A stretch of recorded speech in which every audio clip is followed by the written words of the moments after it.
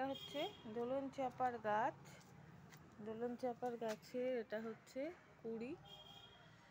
ফুলগুলো ফুটে তো এত সুন্দর গন্ধ হয় বাগানে, বলার নেই।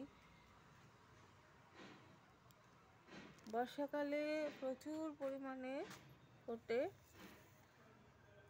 এই দেখুন, এটা কিন্তু এটা ফুটেছে, যে ভেতরে পকেট আছে, এই ভেতর থেকে থেকে ফুলগুলো বেরোয় আর ফোটে। এই পকেটগুলোর ভেতর থেকে থেকে কুড়ি হয়ে বেরোয় আর ফুলটা ফোটে।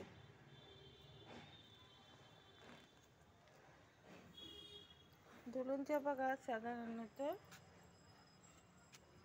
আদা থেকে হয়। একটার থেকে অনেক গাছ হয়ে যায়। এটা হচ্ছে লিলি প্রজাতির গাছ, একটা লাগালে অনেকগুলো হয়ে যায়।